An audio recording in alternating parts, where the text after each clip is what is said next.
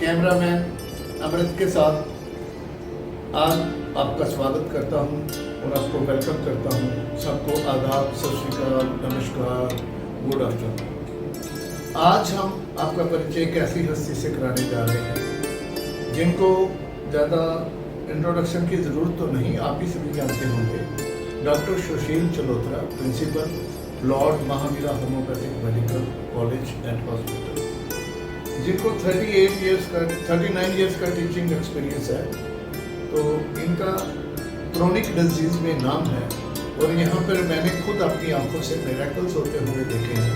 जो डिजीज़ कई सालों से जो एक क्रोनिक डिजीज़ में तड़प रहा होता मरीज, उसको चंद दिनों में ये ठीक करते हैं, जो मैं खुद भी ये कर सकता हूँ।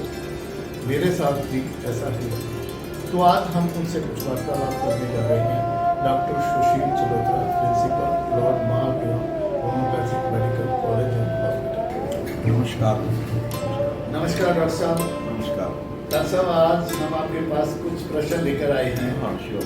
सर, एक तो सबसे पहला प्रश्न जो बहुत कॉमन हो चुका है, हर एक चैनल पे आप देख रहे होंगे, हर एक न्यूज़पेपर में भी आ रहा है कि आज की डेट में कुछ चंद डॉक्टर्स ने इस कोरोना वायरस को एक बिजनेस बना के रख दिया है।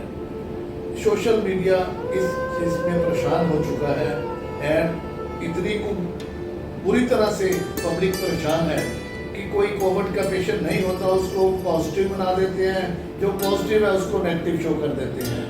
तो इस प्रति आप क्या कहना चाहेंगे? पब्लिक बहुत ज़्यादा परेशान है। हमारे पास डेली कम से कम 50 कंप्लेंट तो आती है जिनको हम कवर अप भी नहीं कर पाते। हॉस्पिटल्स में क्या हो रहा है, धांधली हो रही है, पुलिस साथ मिली हुई है, पॉलिटिशियन साथ मिले हुए हैं, ये कुछ समझ नहीं आ रहा हमें।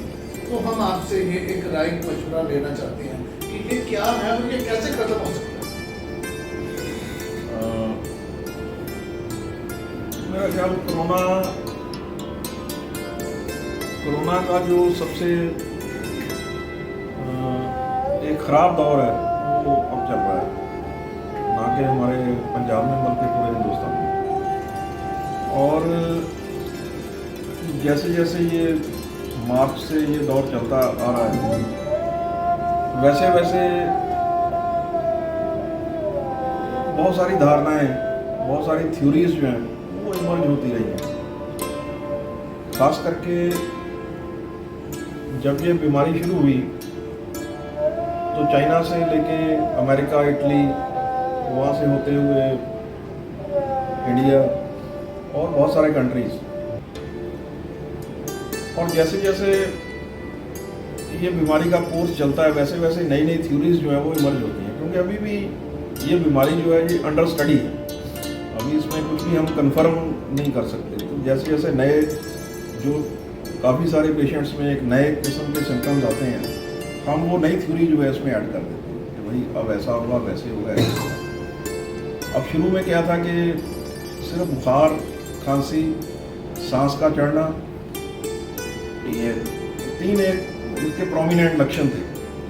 उसके बाद धीरे धीरे धारणाएं बदल दी गई और अभी जो पीछे थोड़ी सी 1-2 महीने से जो मेन धारणाएं चली हैं उसमें यह है कि यदि आपके सूंघने की शक्ति थोड़ी कम हो जाती है, खास करके गुलाब इसके रोज़ के लिए, या आपके मीठे का टेस्ट थोड़ा कम हो जाता है, आपको मीठे का नहीं पता चलता है, तो वो एक कॉमन सिम्टम देखा गया। उससे पहले जैसे गैस्ट्रोएंटेराइटिस यदि किसी को हो जाए तो वो एक कॉमन सिम्टम देखा गया। अब चीज़ ये है कि ये खास करके 1-2 महीने में भी जैसे थोड़ा सा बरसात का मौसम है, तो और भी जो दूसरी वायरल डिजीज़ हैं जैसे डेंगू है, डेंगू के भी पेशेंट आने शुरू हो गए। तो एक मिक्स इन्फेक्शन आती है। पेशेंट जब आता है कि मेरे को बुखार है, मेरे को हल्का सा गला खराब है, और उसको हम सस्पेक्ट कर लेते हैं कि भाई इसको कोरोना हो सकता है, कोरोना हो भी सकता है। और हमारे पास उस समय एक ही विकल्प होता है कि इसको वेट टेस्ट करवाया जाए। अब वो टेस्ट पॉजिटिव आए, नेगेटिव आए, हमें एक धारणा लेके चलना चाहिए कि हमें यदि कुछ भी सिम्टम है, हमें समझना चाहिए कि हमें कोरोना है।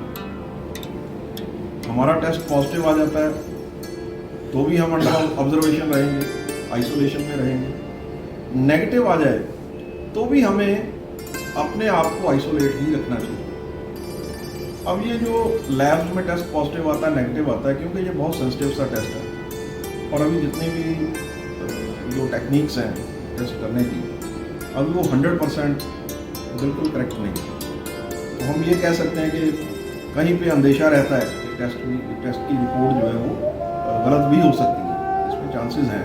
और ये मतलब हमारी जो हेल्थ ऑर्गेनाइजेशंस हैं उन्होंने भी माना है कि भाई 20 से लेकर 30% इसमें चांसेस होते हैं कि आपकी रिपोर्ट जो है वो गलत भी हो सकती है। लेकिन यदि हमारे में लक्षण हैं, हमारे में वो चीज़ें हम महसूस कर रहे हैं कि भाई बुखार है और बुखार के साथ बॉडी एक है, हाथों पैरों में टांगों में बहुत ज़्यादा दर्द हो रहा है, वीकनेस बहुत ज़्यादा महसूस हो रही है और रेशा जुकाम हल्का या खांसी है, गला खराब है, तो हमें ये सोच लेना चाहिए कि हमारे जो चांसेस हैं वो कोरोना के काफ़ी पॉजिटिव।